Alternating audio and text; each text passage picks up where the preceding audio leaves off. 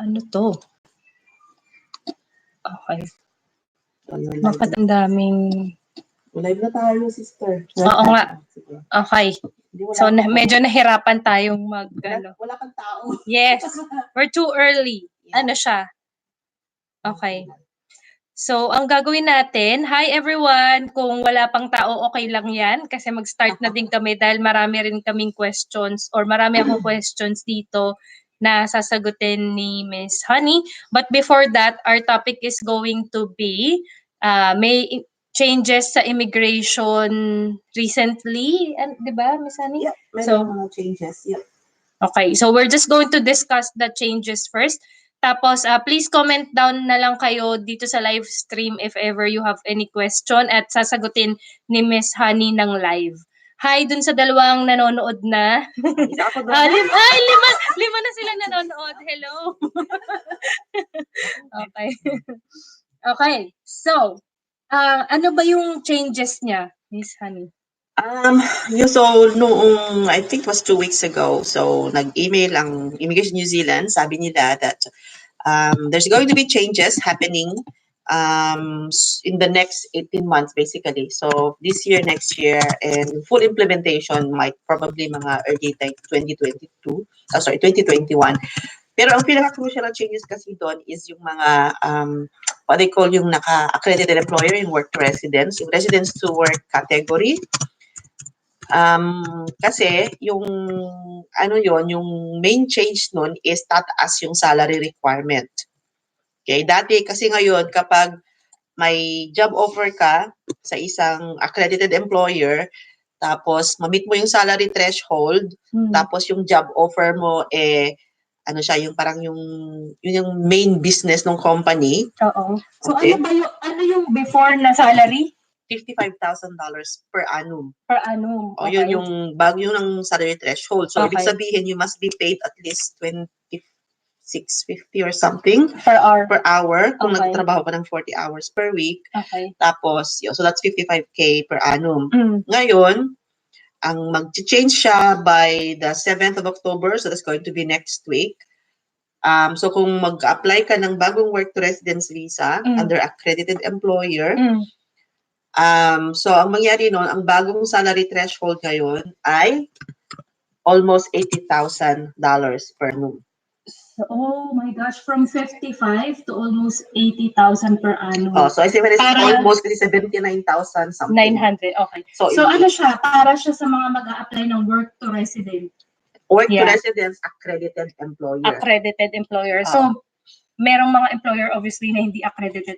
Hello sa mga viewers kay Sams, Jazz, Tala, ang Bato, and Cheska. Hi, how are you? Okay, may nagtanong dito, Tala ang Bato. Hi ma'am, ask ko lang po sana if na-approve na po ang visa namin last September 26, work to resident po yung in-apply namin. Ma'am, accredited employer po yun. Affected po ba kami if mag-file kami ng residence after 24 months? Hindi. Okay. So, ang matitake effect lang po ay yung mag-a-apply sa October 7 and beyond. Okay? October 7 and beyond. Okay? So, kunwari, yung kung nakapag-lodge kayo, so when you say lodge, parang sinabit sa immigration at tinanggap ng immigration. In-acknowledge nila. So, that is lodgement. Okay? So, kung kunwari, nag-send kayo ng application nyo ng, ano bang, say, double-check ko lang yung yung calendar natin. Live to guys. Kaya ask lang kayo ng question dyan. Habang babasahin ko lang yung comment. Watching from Qatar po using my daughter's account. Miss Liz, planning sa New Zealand. AutoCAD draftsman po ang asawa ko for almost 13 years na sa Saudi and Qatar. Hi, Sams. Basta kung may question kayo, comment down below na lang kayo. Sige. Ay, siya nga pala, before we start, just to let you know na ako po ay licensed immigration advisor. Teka lang, papakita ko lang yung lisensya. Teka lang. Ay, live po ito. Ayan. So, comment down below na lang kayo ha. Basta kung may question kayo kasi the reason why I'm doing this one kasi maraming nagtatanong sa akin lalo na dun sa video ko na how I got my first job in New Zealand and also ayan, si Miss Honey po. Ay, naku, baliktad.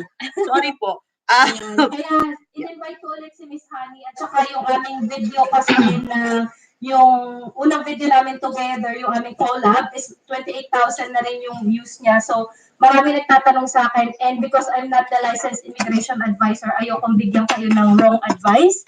Kaya nandito si Miss Honey, and hello, host Kumarak from Tekul, sorry, hindi ko mabasa. And Saudi Boy, effective po ba ang essential skill work visa? And hi, Jazz. How are you? Can I ask po contact Miss Honey in the future? Okay, so I will put all the information sa description box later kung saan yung makakontakt si Miss Honey, but this is her license. Lisensyado po ako. Kaya lang baliktad. Yeah, Sa camera. Sa camera. Baliktad. Yeah. So going back, so ang bagong changes, yung unang change na mangyayari is happening on the 7th of October. That's a Monday. So that's going to be not next, yeah, it's gonna be next week. Okay? So kunwari, nakakuha ng job offer, kunwari carpenter, tapos yung employer is accredited employer. Okay? So kunwari, nagpirmahan kayo nung Friday. So last Friday was 27th of September. Oh. So ngayon, let's just assume na kinuha nyo na lahat yung documents nyo, kompleto nyo na lahat yon. Tapos, inilodge nyo bukas, kasi bukas is Monday, so that's the 1st of October, 30th of September. So kung ang salary po na binigay sa inyo is $55,000, at nilodge nyo bukas at tatanggap ng migration sa bukas, then pasok po kayo. So yung old policy po yung magte-take effect. Okay? So old policy is $55,000. Ngayon, kung kunwari naman, may job offer kayo ng kahapon pa rin, Friday. Tapos, nagkulang kayo ng documents. Okay, so kailan kunin yung documents. Ngayon, inilodge nyo yung application nyo ng the following, hindi sa 30th of September, nilodge nyo siya noong October 7, kunwari. So yung 55,000 po, hindi na siya pasok. So kailan mo siya ma-lodge? Doon siya papasok before October 7. May mga questions din dito. So, balikan natin kay Saudi Boy Love Life. Affected po ba ang essential skill work visa? Sa ngayon, hindi pa. Hindi pa. When I say hindi pa, kasi there will be changes, sabi na in the next 18 months. I think sinabi na ito ng Immigration New Zealand early this year, kaya meron sila yung nag-ask sila ng opinion. So ako, dumalo rin ako dun sa isang parang community forum, community meeting. So yes, there's going to be changes in the future, in the next 18 months kasi yun. So hindi namin alam kung kailan yun, but expect that there's going to be changes happening. So kung ano po yung mga changes, hindi pa po namin alam. Hindi pa nila sinasabi sa amin. Basta sinasabi lang nila, there will be changes. So, ang malaking change po kasi doon, meron kasing there will be 6 yung employer-assisted na policy. Maaalis na po lahat yun. Maka-consolidate sila at magiging isa na lang. Ngayon, how are they gonna do that? And kung ano yung mga intricacies noon, hindi pa po namin alam. But definitely, it will change in the near future. Oo naman, lahat naman May nag-comment si Kumara's channel. Hi, load can change again. Yes, tama. Hindi wala namang permanent In the policy kasi po, hindi po law, it's policy. Ang law po, medyo mahirap i-change yun. Ang policy po, depende nga kung sino ang nasa current government. So, kung like, kunwari, isa sa mga plataforma, kunwari, hindi kunwari, it's actually one of the platforms na sinabi noon ng labor government at saka yung kanila kaalyado na yung New Zealand First is to restrict nga po yung migration to New Zealand. They want to cut down the numbers. So we are expecting that that's actually what's going to happen. Okay, they are going to cut down the numbers. So usually ang numbers naman na sinasabi doon is yung permanent residency. So kasi ngayon, yung current residence program is, I think if I'm not mistaken, mga 35,000. Yun yung yun. And they still want to cut it down. Now, how they're gonna cut it down, we don't know. But definitely, yun ang plano nila. Going back dun sa mga question, sorry, Kumara's channel, maliit kasi yung text sa ko kaya hindi ko mabasa. Taga New Zealand ka rin pala. So, sandali Medyo lalapitan ko lang kasi maliit yung text. Kailangan ko na ata magsalamin. Yes. Ako nababasa. Kasi may salamin. Sabi niya kasi, how can't you read Tequiti or you live in Auckland, New Zealand? Pasensya na po, maliit ang text. And then, going back, so sino pa ba? Yes. Just, so magkakaroon po din ba salary adjustment for SMC? Okay. Skill migrant category, essential skills po, we expect there's going to be changes sa salary threshold. Okay? We expect po namin yan, usually yearly yan. If I'm not mistaken, essential skills, nag-start yung current, the current salary threshold. It changed last year, the first January 2018. So now we are waiting for the new changes, salary threshold changes. Now, when Immigration New Zealand will tell when, we actually don't know, but we expect it anytime. Okay. So that's one, essential skills. And the same with skilled migrant category. Now, we don't know when it's gonna change. Mahirap sagutin. Oo nga so difficult to minsan kasi, biglaan na lang nilang sinasabi, di ba? Yeah. And then, hi po, maapektuhan po ba ang visa mo pag nag-start ka ng YouTube channel? Shout out din po. Hi, Jessica Real. How are you? Hindi naman siguro. Bakit naman maapektuhan? It's actually very tricky because if, say, for example, your visa says you can only work for a certain company, so it means that you're only supposed to work for that company. So once you start doing your own business, so when I say own business, it could be like YouTube, for example. Yeah. Like you're earning money out of YouTube. Then that's a bit tricky bit. Yeah. Okay. That's one. But if you just do it on YouTube, you don't actually earn money. It's fine. It's not a problem. But once you start earning something out of it, then that might be tricky. So it's always, and I think I also want to raise this issue as well, especially those. I mean, we are entrepreneurial people. Well, sorry, the reason I'm speaking because I'm also doing a Facebook Live in my Facebook, and I have some clients who doesn't speak Filipino. So yeah. Oh, okay. Yeah. Sorry. Okay. So if, say, for example, you are doing like a side business, I am an entrepreneur sometimes. You get the cooking skills, for example. Yeah. And then you start cooking something on the sideline. Okay. And you start selling. That's actually not allowed. Okay. If you are on a work visa, but you are attached to an employer, to one company. So say, for example. So that's a good question from Jessica Real. Yes. Just be careful, guys. Just be careful, especially in your social media. Yeah. Social media is, I tell you now, Immigration New Zealand is also very, they know where to get information. So they get information like we do. They also get information from the internet. A simple Google, a simple search. Let's say search Honey Rasalan. Everything about Honey Rasalan will come out. Yeah. Okay. That's why every time na mag-answer ako ng question sa YouTube ko, I just wanna be careful then not to give the wrong information because I'm not licensed. Unlike Miss Honey, so you can, that's why she's here now. So comment down below kayo to ask her some few questions now so that she can answer you the right information. Kaya yan, comment down below na lang kayo. Even sa live ni Miss Honey, you can also not only watch but you can also ask question. Free yan ngayon, walang bayad. Okay, tapos meron pa ditong question, may chance so may chance po kayo Miss Honey, AutoCAD draftsman po. Ma'am, yes po, pahingi po ng contact. Okay, we will give you the contact number later on.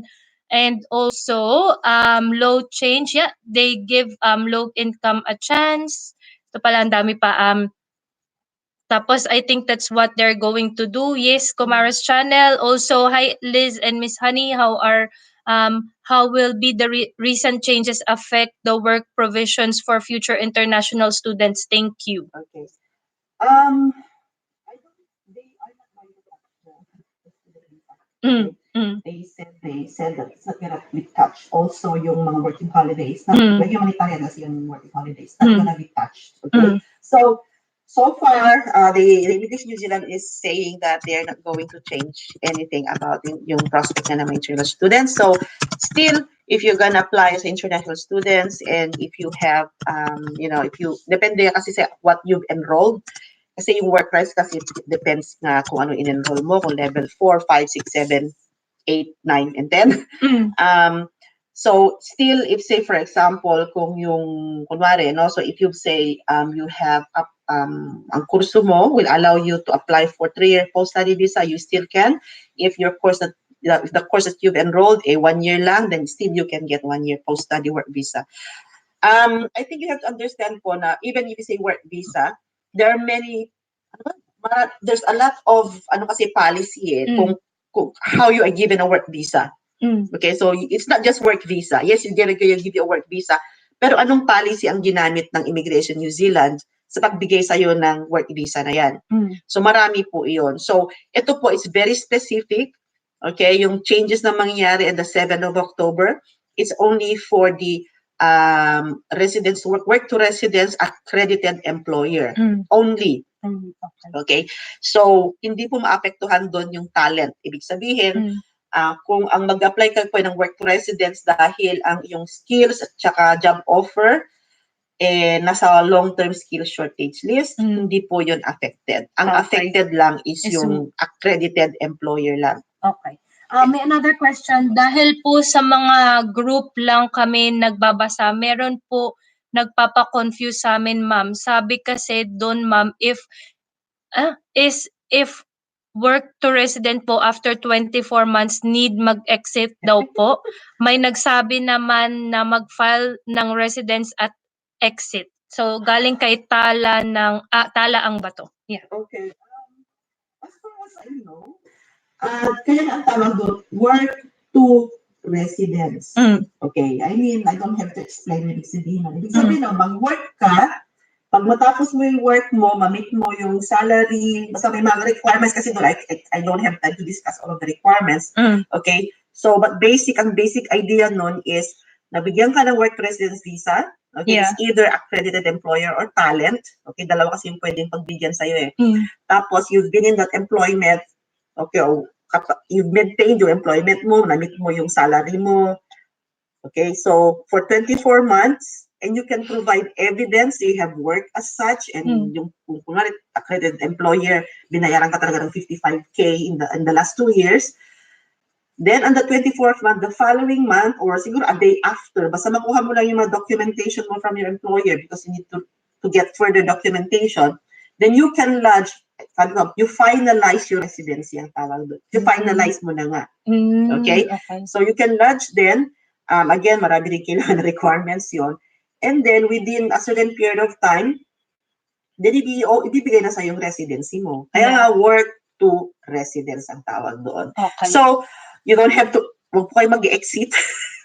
Kasi kung mag-exit po kayo, wala na. Umalis na kayo. So, ba't na kayo mag-residency? Umalis na kayo. So dapat wag mag-exit. Ay, hindi. Dapat nga. Kaya dapat continuous yung work. Kaya nga yung mga naka-work to residence, binibigyan sila ng 30 months work visa. Okay? 30 months work visa po ang binibigay.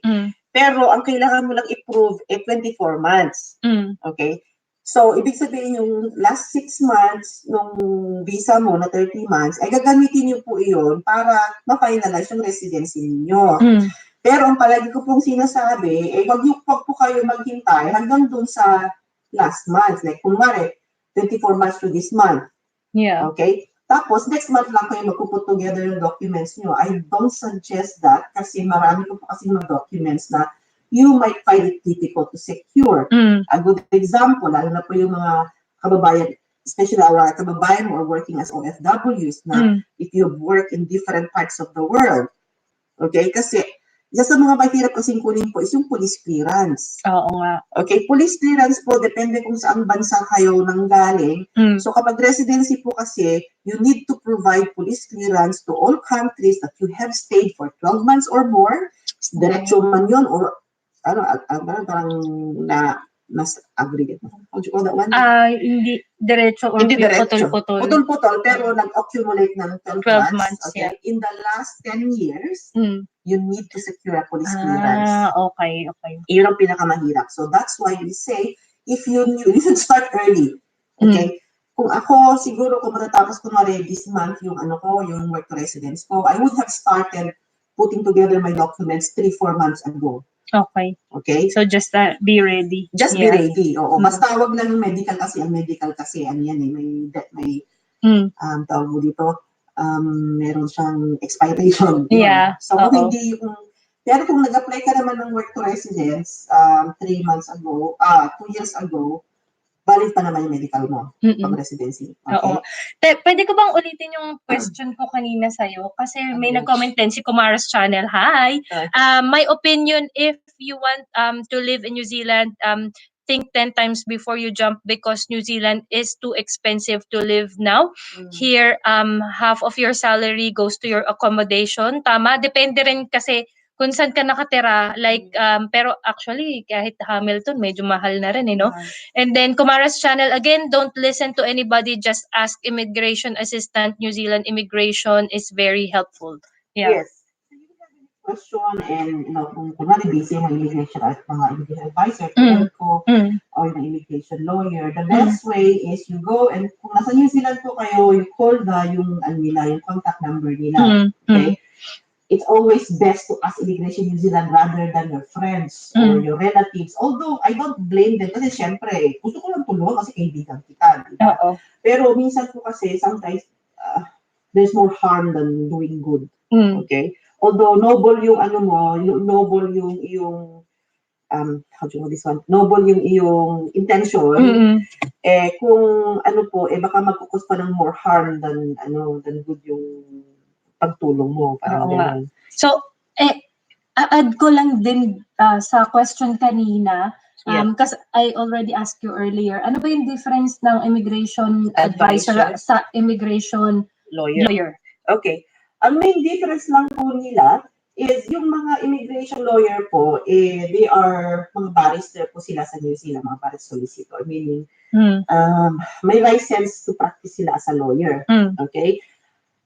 And then they can also process yung immigration na mga immigration applications, mga appeals, ganyan. Yung immigration advisor po, kaya din nila yon. Ang hindi lang kayang gawin ng immigration advisor ay ang process pa yung judicial review. Ano ibig sabihin ng judicial review? Judicial review means if yung kung hindi masaya, if you disagree with the decision of the Immigration New Zealand because it is against doon sa yung sa section, a certain section of the Immigration Act. Okay, so dahil nga po batas na yung pinag-usapan, syempre ako po hindi po ako lawyer, so I cannot help you if you want to do a judicial review. Ang suggestion po namin, you always have to go to a lawyer and consult with them. Yeah, okay. So yun lang po yun. Hi Janice, hello, kumusta? Just going to read yung ibang questions dito sa previous post ko. Madalas ako nagpo-post dun sa Facebook community page ko para update lang sa inyo guys. Also, I'm just going to have a look. Teka lang yung mga questions na nandito, yung mga hindi makapag-live. Eto.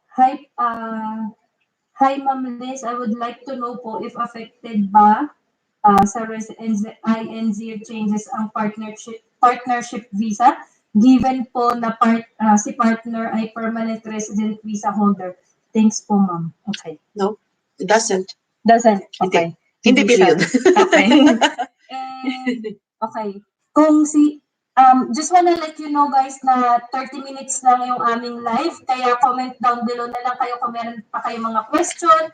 Also, meron din akong babasahin dito kasi may mga nagko-comment dito na hindi ko pa nababalikan. Here. Yeah. Okay. Nakalagay dito is, how can I apply as a dairy farming in New Zealand without experience in other country? Because I'm the one who's interested to apply as a farm worker in New Zealand if I have opportunity. So a lot of people is asking me kung paano pumunta dito. Ayun. At saka a lot of people are asking me anong agency.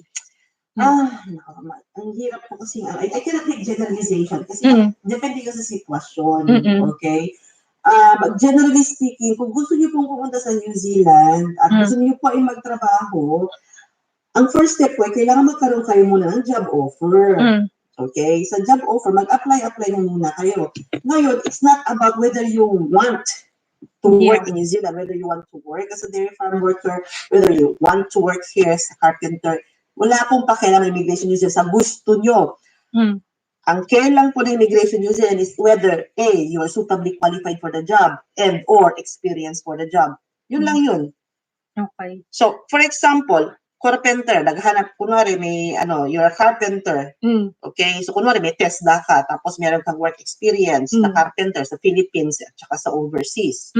Ngayon, ang carpenter po is skill level 3 yan. So, what you can do is you can actually try and search for mga employers dito sa New Zealand. Yung seek.co.nz, ang dami doon, trade me jobs. Ganon. Apply lang po kayo doon. Paano pag nasa ibang bansa sila, pwede rin ba sila mag-apply sa SEEK at saka sa Trade Me? Kaya nga, di ba internet yan? Okay, ganito lang ang prinsipyo. There's nothing in this world that can stop you from applying for a job. Okay? No one can stop you applying for a job. Okay? But you cannot start the job unless you get the work visa or you got the right to work in New Zealand. Makes sense na yun? Yeah. Ganun lang po yun. So, yung issue po kasi about bakit sila naghahanap ng overseas experience, especially kung ang work experience nyo lang po is sa Philippines. Kasi po, ang Immigration New Zealand po, they are checking everything. Okay? Hindi lang po kasya yung CV o yung resume na ibibigay ninyo. Because a CV and a resume is something that you produce. Ikaw mismo. Kunwari ako, I put together my own CV. I put together my own resume. Now, the thing is, how would you know na tama yung nilalagay ko sa resume ko? Diba? It's the same thing. How would Immigration New Zealand know na tama yung yung experience mo? So, naghahanap ngayon sila ng they are asking for documents. Sa Philippines, sometimes, well, most of the time, hindi po tayo, lalo mga alawagin tayo, Ilocano kasi ako yung kunwari, pare, may kailangan namin ng kasamang karapintero. Sige, pare, punta ako. Ganun lang. So, there's no contract. Tapos, after nung trabaho, ito pare, ito yung mo, sahod mo for the day. Cash transactions. So, paano mo, although, okay, let's just say, talaga nagtrabaho ka sa karpintero, but anong documents mo to show na talaga nagkarpintero ka? Yun ang problema. Kailangan ma-double check siya. It can be validated. Yung simple, you need to have a work experience na ma-validate ng Immigration New Zealand. It is not enough to write it in your CV. Yeah. Yeah. Okay. So, meron din ditong question kay, going back, hold on. Anong level po ba yung nabibigyan ng change mag-citizen dyan? Is it permanent resident? Permanent resident, right? Kasi di ba ano daw yung parang level para maging citizen? So, una, resident, tapos permanent resident, tapos citizen, right? Hindi, iba yun. Ay, ano ba? Citizenship po, kailangan mo lang doon. Tama ba yun? Kunwari na, bigyan ako ng Immigration New Zealand. Kunwari, date yun? September 29, nabigyan ako ng residency na approve na kunwari yung skilled migrant ko and the start is today, kunwari. So, kung citizenship kung natin yun, ang requirement lang po doon is kailangan you must be an ordinary resident of New Zealand or permanent resident in New Zealand in the last 5 years. Yeah. So, kung nag-start ako kunwari ngayon ng 2019, 2021, 2024, so by 2024, September 2024, eligible na po ako mag-apply ng citizenship. Meron itong requirement. In each of those years, you need to be in New Zealand for at least 6 months. Okay? Para ma-count yun. And then, kunwari, ginawa ko, 6 months in, 6 months out. So, ibig sabihin, nasa New Zealand ako ng 6. Sa first year na residente ako, 6 months in sa New Zealand, 6 months out na sa Pilipinas. Second year, ganun din. That's not a total of 5 years because I only stayed here for 6 months. Okay. So, ang suma total doon magkano lang? 2.5 years. So, abunuhan ko pa. So, I still have to work on the other 2.5 years. So, dapat, wag ka muna umalis ng New Zealand na masyadong mahaba. Yeah. If you have to go outside for holiday, it's fine. But they gonna question you, parang, kunwari, 3 months ka parang lumalabas, baka naman talagang ayaw mo na sa New Zealand ka. Because remember, guys, the purpose why you want to become a citizen is for you to stay permanently and, sa New Zealand. So, ito yung intention mo talaga to live permanently in New Zealand, not as a permanent resident, as a citizen. Kaya nga yun ang tinatanong nila. Yeah. Okay. May tanong pa dito galing kay Elmer Espinosa. Hi, good day. Ask ko lang po, ma'am, kung magkano minimum salary ng skilled worker dito sa New Zealand para makapag-apply ng residence visa and how to apply. Kung skilled migrant category po, pinag-uusapan natin, kailangan po ang iyong job offer or skilled employment should be skill level 1, 2, and 3. Dapat po is ma-meet mo yung qualification and or work experience to do that work. And currently po, ang salary threshold for skilled migrant is $25 per hour. Okay? So, at saka kailangan pala magtrabaho kayo ng at least 30 hours per week. At least, so we can work between 30 and above.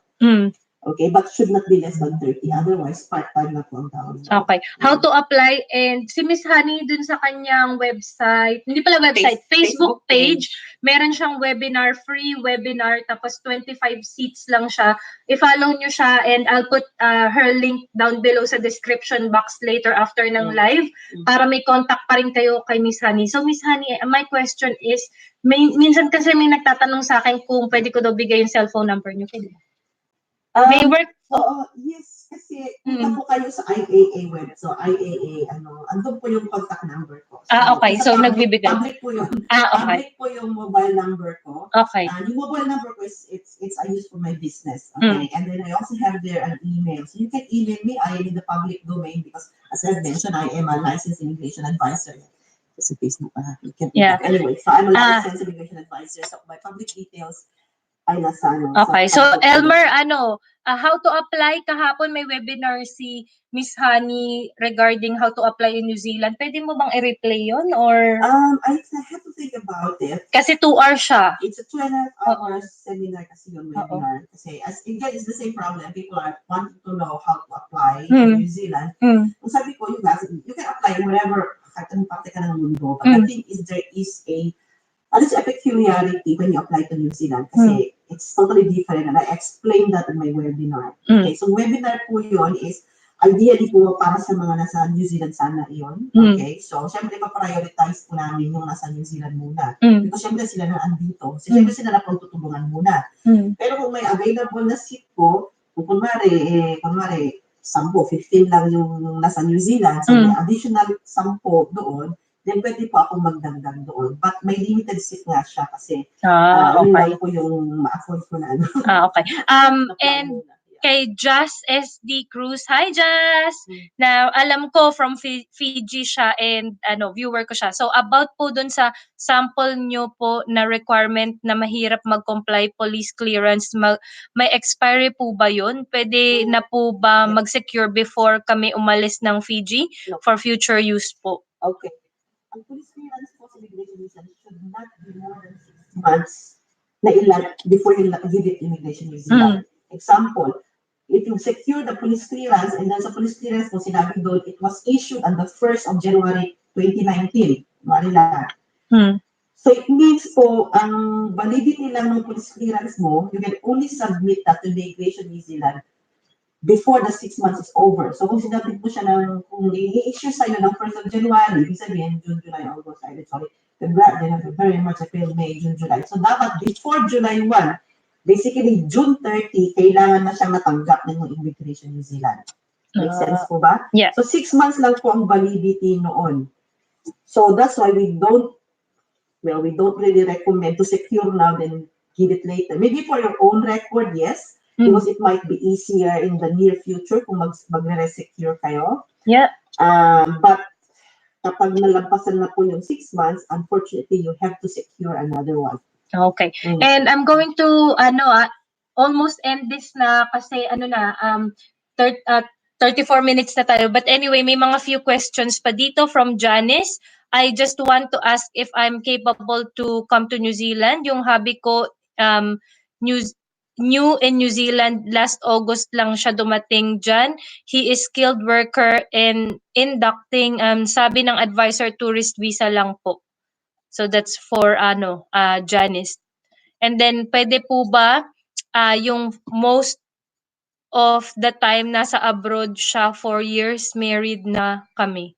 So that's her question. I just want to ask if I'm, yeah, this one.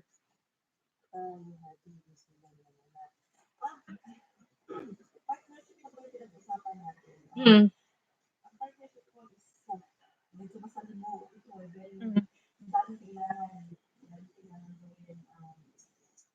Very challenging. Mm. So I cannot answer you yes or no because you need to prove certain factors that you are in a genuine, stable, committed, and living together. Okay, so, So- yun yung basic na ano nun. Ngayon, it's yes, you may say, oh, yes, you might say yes, yes, yes, yes, but the question is, can you provide evidence as such? Mm. Okay? So, ang relationship naman po, hindi naman porket hindi kayo nag-live together for 12 months because there could be compelling reason why you can be together. For example, OFW si Mister, siyempre, alam naman pupunta ka doon, wala ka ng visa, di ba? Wala ka namang right to go there. So, it's still 5 years in a relationship, but then again, you need to prove evidence how you are maintaining your relationship, and that's the challenging part sa partnership. Yeah. So dito po, I cannot discuss about partnership kasi ang problema kasi dito po is depende. Hindi po kasi pare-pareho. Oo nga. Kasi may nag-comment din kay Miss actually, sinabi ko kay Miss Honey yun, teka, I'll just, babalikan ko lang siya kanina. Hanapin ko lang siya. And Bea, hi Bea, if you're still watching, Ilocano din daw siya. Oo. Dami Ilocano dito. Okay. So, sabi kasi dito, may isa na comment, she didn't give us as that much information. She always says depende and answers with a question. Perhaps next time she could answer some questions with an example so at least she could give us some ideas too. Pero thank you so much sa comment nyo kasi, di ba, yun, constructive feedback naman siya. Yep. The reason I cannot say yes or no in direct question kasi nga iba-iba po yung sitwasyon ng bawat tao. Okay, the last thing I want is to give a definite yes. Kung sa case yung iba doon sa doon sa exact yung dinidiscuss ko. So that's why the safest answer for me is it depends. Depende nga sa sitwasyon, depende kung ang gusto mo. So yun yung mga so please don't get angry at me if I say depende. If you want, Miss Honey, mahina daw boses niyo, hindi siya marinig. Medyo lumapit na kayo. Ayan, titig nyo na? Okay. Ang suggestion ko, kung you have a very specific question, i-send nyo lang po ako sa email. Emailan nyo ako or send me a message doon sa Facebook, doon sa Facebook page ko, sa profile ko. Libre naman po yun, alam mo yun. So, the only time na mag-charge lang po ako is kung kailangan nyo talaga ng longer time, like 1 hour and more. Siyempre, kailangan ko lang mag-invest din doon. Pero kapag mga basic lang, it's fine. And as much as possible kasi I don't want to go answer to the details because I need to see documents. Okay? So, yes, siyempre, usually naman mga tao, they will tell you the truth face-to-face. But the thing is, sabi nga nila, trust is good but control is better. So, if you say you are this, okay, show me evidence that you are that. Ganun, because that's how we work. That's how we work. And it is part of our duty to, na double check lahat. Yeah. Because the last thing we want is to give you wrong advice. The last thing we want is to give you wrong information and then ang maging effect po nun, kung magkamali kami, dahil sinabi namin and you acted on those advice and then decline application nyo, then kami po yung malilintikan. Literally, malilintikan po kami. So, and we don't really want that. Ako personally, I don't want you to go through rejections. I don't want you to go through yung decline. So, ako po, I'm also being honest kung anong chance, ano yung risk. Ngayon, nasa inyo po yun kung if you are willing to take the risk, knowing yung mga possibilities na pwedeng mangyari doon sa application ninyo. Yeah. Thank you, Blas Perero. Hi, kamusta? And sabi niya, thank you so much, Liz and Ate Honey. Hi, Blas! Kumusta? Okay. Kilala mo ba siya? Yes. Hi, Blas! And more power, Blas and Geraldine. Hi, hello! Si Geraldine, namit ko siya, di ba? Yes. Okay. Sabihin, so tala ang bato, sabihin ko na lang po sa asawa ko, i-contact kayo if ever maisipan na lang kuhanin kami sa New Zealand. Yeah. Yes, that would be the best way. Kasi nga, it's so difficult talaga. Marami pong mga cases, but and at the same time, at least maging realistic po. For me, it's just get all the information that you can and then And then after that, it's up to you to make a decision whether you want to push through or not. So yun po yun. Okay. So yung mga questions ko dun sa community page ko, last na din, tinitignan ko lang eh. But kung meron kayong question, as Honey said niya, na follow nyo na lang siya, email nyo siya, and may number din siya doon. So para yung mga questions nyo, masagot niya. Okay. Kung wala na, Miss Honey, may gusto ka pa bang idagdag? Oo, dagdag. Ako po ay talagang sobrang busy talaga. Hindi lang po kasi dito sa immigration. Ako rin po ay nag-aaral. Finals week na po namin next month. So, maging excommunicado po ako. Pero, yun nga, still kung hindi po ako nagre-reply, hindi po dahil ako po ay suplada. It's just that masyado lang po ako maraming kailangan gawin. Siguro the first thing you need to do if you want to know information is just go to the immigration website, www.immigration.gov.nz. It's so helpful. Even me po, it's so helpful. Everything you need to know about yung queries nyo, usually po andun na lahat. It's just a matter of having the patience to read through and so isa po yun. And then kung medyo hindi po nasasagot ng website information, then the next thing you can do, kung kayo po ay nasa New Zealand, you can call the 0800 number of Immigration New Zealand. So I think they operate from 6 a.m. to 8 p.m. I'm not sure. You can just go into the website and check. Meron din po sa isa ring they also have another one. You can send them an email.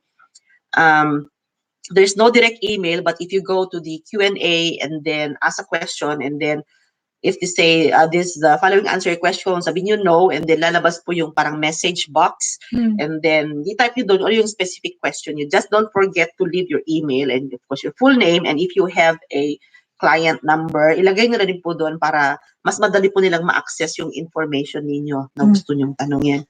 Yeah. And then if worse comes to worse po, din yun nga, kung talagang hindi pa rin direkta natasagot yung nyo, then you can send me a quick email or send me a message. I'll try to answer as much as I can. Pero wag po kayong just don't be magtampo sa akin kung hindi po ako sumasagot kaagad. And then kung hindi po kasi kayo friends sa Facebook ko, hindi po lumalabas dun sa main messenger ko, pupunta po siya sa spam. And sometimes bihira ko po na bihira ko siyang binubuksan. So I would strongly suggest to just send me a quick email. Yeah. Ang email ko po is sa type na lang ni yung email ko. Okay? So yung link na information para Yeah. So thank you so much guys.